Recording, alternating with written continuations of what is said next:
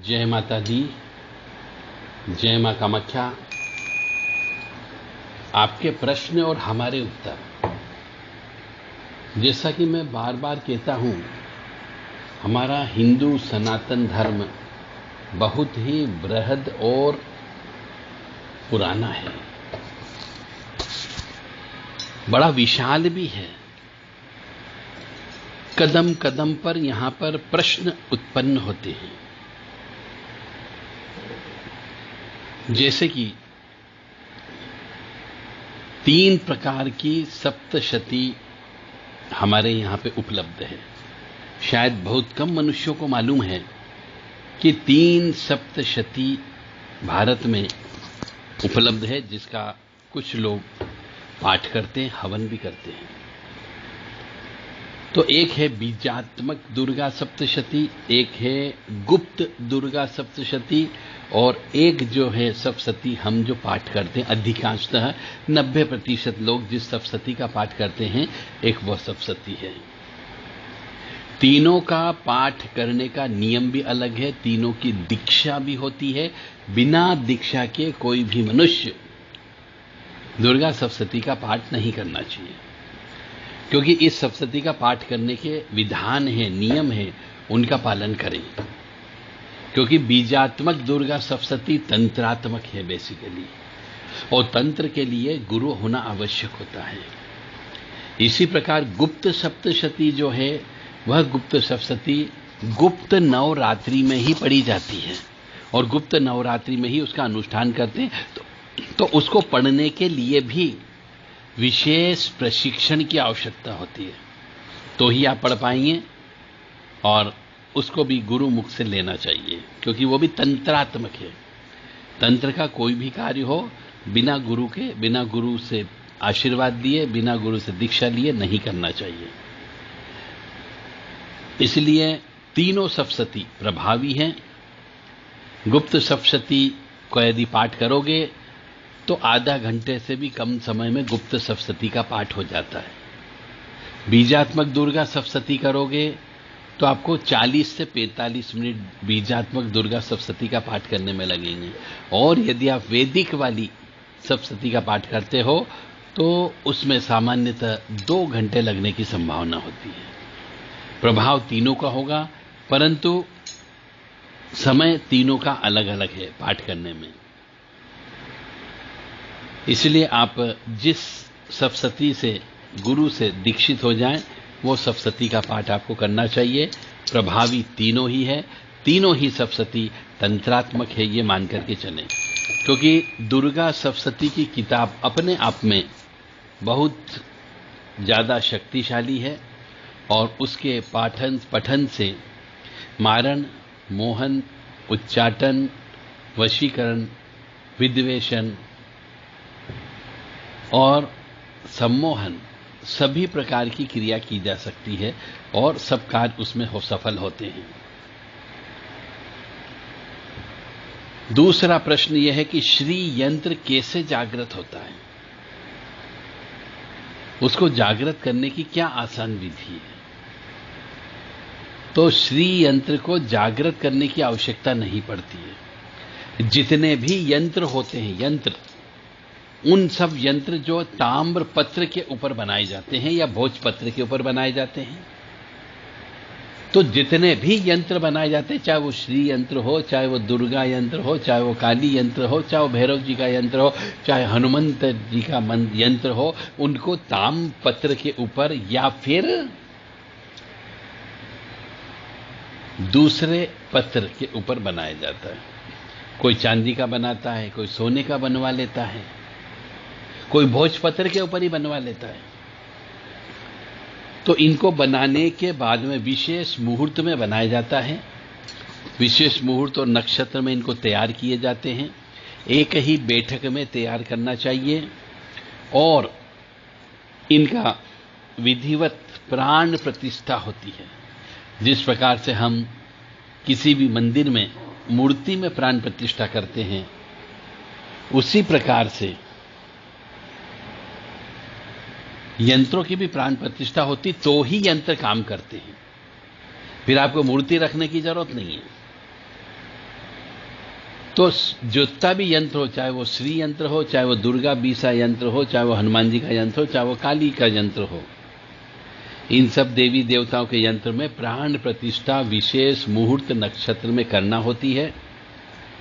और शुद्धता, स्वच्छता, पवित्रता का ध्यान रखें, उनके प्राण प्रतिष्ठा करें।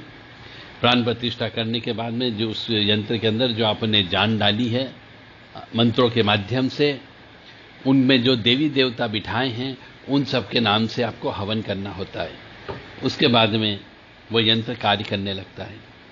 परंतु समस्या ये है, प्रश्न ये है कि उस यंत्र से कार्य कैसे कराया जाए।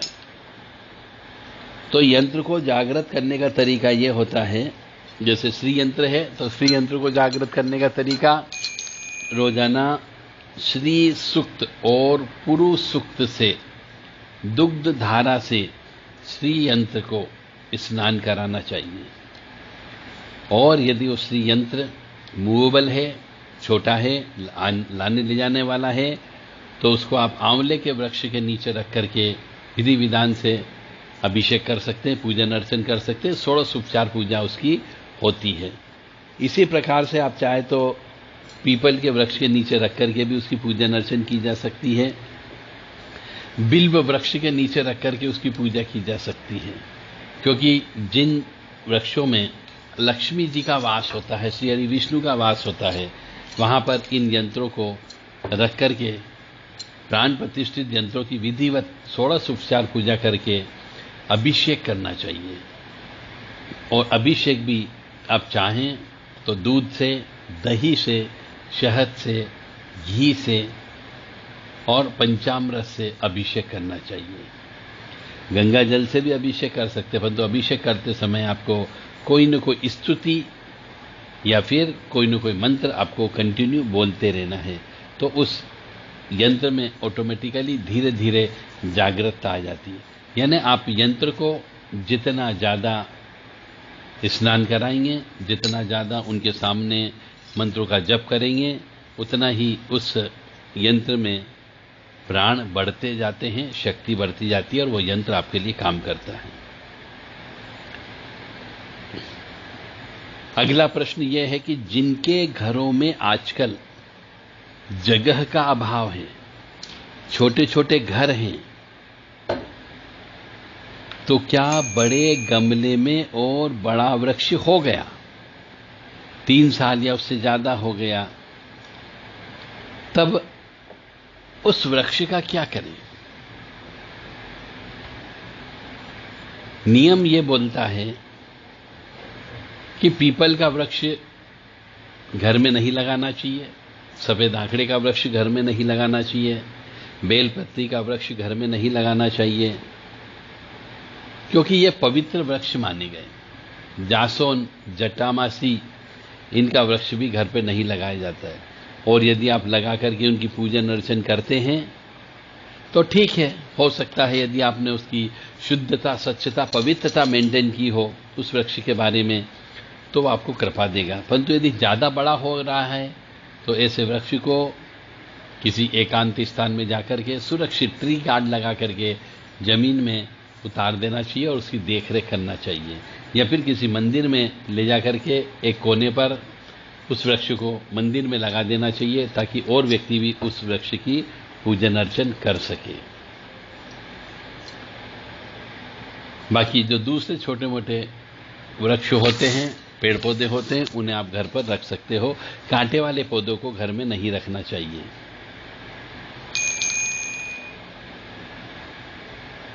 ग्रह शांति का तावीज जैसे भी बनाया जाता है, हम जो ग्रह शांति का तावीज तैयार करते हैं उसमें 9 ग्रह की 9 लकड़ियों का जड़ का प्रयोग किया जाता है और उन 9 ग्रह की लकड़ियों को विधिवत पूजन किया जाता है। 16 उपचार पूजन होता है, प्राण प्रतिष्ठा की जाती है, निमंत्रण देकर के लाया जाता है और उसके बाद में 9 दिन तक प्रत्येक ग्रह के 1,000 आहुति दी जाती है। उन लकड़ियों के सामने रखने के बाद।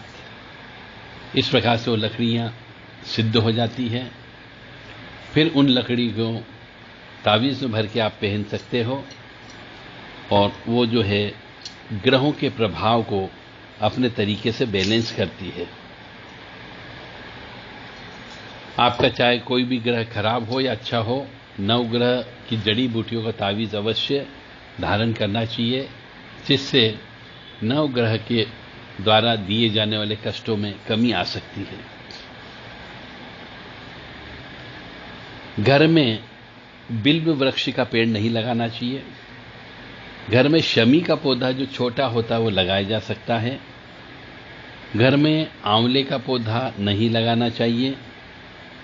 सफेद आग का पौधा भी नहीं लगाना चाहिए। घर में तुलसी का पौधा लगाना चाहिए, क्योंकि जो इन वृक्षों की पूजा होती है उन वृक्षों में शुद्धता, स्वच्छता, पवित्रता मेंटेन यदि है तो आप लगाइए। पर ऐसा कहा जाता है कि जो बड़े वृक्ष होते हैं, बिल्व वृक्ष हो गए, आंवला के वृक्ष हो गए, इनकी छाया अपने मकान पर नहीं पड़ना चाहिए। इनके नीचे भी यदि कोई मकान बना है और छाया पड़ती है तो फिर ये आपको दुखदायी होता है। ऐसा हमारा व्यक्तिगत तौर से देखने में आया है। और जो पवित्र वृक्ष होते हैं इनकी पूजा करने के लिए 16 उपचार पूजा करना चाहिए। चाहे वो वृक्ष हो, चाहे वो देवी हो, चाहे वो देवता हो, सभी की 16 उपचार पूजा करना चाहिए।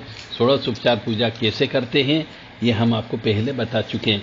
फिर भी यदि किसी धर्म प्रेमी बंधुओं ने हमारा वो वीडियो नहीं सुना हो तो दोबारा से हम आगे आपको 16 उपचार पूजा देवी देवता की कैसे करें वो आपको बता दी जाएगी। व्यवसाय में अगला प्रश्न यह है कि व्यवसाय में दिनों दिन उन्नति कोई करना चाहता है, मेहनत करना चाहता है, तो उसे किस शक्ति का सहारा लेना चाहिए? बड़ा अच्छा प्रश्न है। तो व्यवसाय में जो व्यक्ति दिनों दिन उन्नति करना चाहता हो उसे सर्वप्रथम ब्रह्म मुहूर्त में उठ करके स्नान ध्यान करने के बाद अपने इष्ट देवता, कुल देवता का ध्यान करना चाहिए, क्योंकि ऐसा करने से इष्ट देवता की प्रसन्नता प्राप्त होने पर निश्चित तौर से उसका व्यवसाय अच्छा चलता है। व्यवसाय अच्छा चलाने के लिए किस शक्ति का सहारा लेना चाहिए? तो कोई व्यवसाय चलाने के लिए कोई विशेष शक्ति नहीं होती है। आपके यदि इष्ट बलवान है और इष्ट यदि कमजोर है तो उनकी पूजा अर्चन आपको ब्रह्म मुहूर्त में उठ करके करना है, ताकि जो ब्रह्म मुहूर्त में आराधना, प्रार्थना, पूजा की जाती है वह अवश्य सफल होती है और आपके इष्ट के द्वारा आशीर्वाद प्राप्त होता है, जिसकी वजह से व्यवसाय अच्छे चलने लगता है। व्यवसाय में और सफलता प्राप्त करना हो तो मनुष्य को अपने व्यवसाय के प्रति ईमानदार रहना चाहिए। बेईमानी करके कोई भी मनुष्य सफल नहीं हुआ है। ईमानदारी पर यदि चल करके करते हो और पैसा कमाते हो तो वह सफल भी होगा और घर में सुख, समृद्धि, शांति भी रहेगी। और यदि आपने बेईमानी करके व्यवसाय में पैसा कमाया है तो उससे बीमारियां आती है और आपका पैसा डॉक्टरों के पास चला जाएगा, हॉस्पिटल में चला जाएगा, इन्वेस्टिगेशन में चला जाएगा और आपका मेहनत का पैसा पानी की तरह बह जाएगा। शरीर खराब होगा वह अलग, समय खराब होगा वह अलग। इसलिए व्यवसाय चलाने के लिए आपको ब्रह्म मुहूर्त में उठ करके अपने इष्ट देवता, कुल देवता का वो करना चाहिए। व्यवसाय अच्छा चलाने के लिए अमावस्या के दिन पितरों को निमित्त पूजन अर्चन करना चाहिए और व्यवसाय में दिनों दिन प्रगति हो इसके लिए जितना पैसा आप कमाते हो उसका 5% हिस्सा अन्न वितरण करने में लगाना चाहिए। गरीबों को अन्न का वितरण करना चाहिए। ठंड के दिनों में कंबल का वितरण करना चाहिए, वर्षा के दिनों में छाते का वितरण करना चाहिए और गर्मी के दिन में पानी यानी जल का वितरण करना चाहिए। यदि करोगे तो व्यवसाय निश्चित तौर से दिनों दिन उन्नति की ओर अग्रसर होता रहेगा। अगला प्रश्न यह है कि कोई ऐसा तावीज जो आध्यात्म में ज्यादा रुचि जगावे। ऐसा कोई तावीज नहीं आता है। यदि कोई बना के देता है तो वो झूठ बोल रहा है। मनुष्य की आध्यात्म में रुचि तभी होती है उसके पिछले जन्म के कर्म के अनुसार। यदि मनुष्य धर्म कर्म करके नहीं आया है, पुण्य कमा के नहीं आया है, उसे वैसी सोबत नहीं मिली है, उसे वैसा सत्संग नहीं मिला है, उसे वैसे मित्र नहीं मिले हैं, तो कोई भी तावीज बना दे कुछ भी काम नहीं करेगा। तो आध्यात्म में रुचि जगाने के लिए मनुष्य को बचपन से ही धर्म लाइन की ओर मोड़ना पड़ता है और इसके लिए आपके पिछले जन्म के कर्म को देखना पड़ता है। तो पिछले जन्म के कर्म के अनुसार जब भी कोई ग्रह आगे बढ़ेगा, जब भी ग्रह आएगा और वह आपके भाग्य को खोलेगा, धर्म की लाइन को खोलेगा, तब ही आपका आध्यात्म में रुचि बढ़ेगी। और आध्यात्म में रुचि लेना हो तो उसके लिए भी जो जीवनचर्या के अपने नियम हैं उनका पालन करें। जीवनचर्या के नियम का मतलब ब्रह्म मुहूर्त में उठना है, सूर्य उदय के समय पर सूर्यनारायण भगवान को जल देना है, समय पे भोजन करना है, ईमानदारी से रहना है, चरित्रवान बन करके रहना है और अपनी कमाई का 5% हिस्सा दान देना है। तो ऑटोमेटिकली आध्यात्म में आपकी रुचि दिनों दिन धीरे धीरे बढ़ती जाएगी। जय माता दी, जय मां कामाख्या। मां भगवती जगत जननी आपको सुखी रखे, स्वस्थ रखे और प्रसन्न रखे।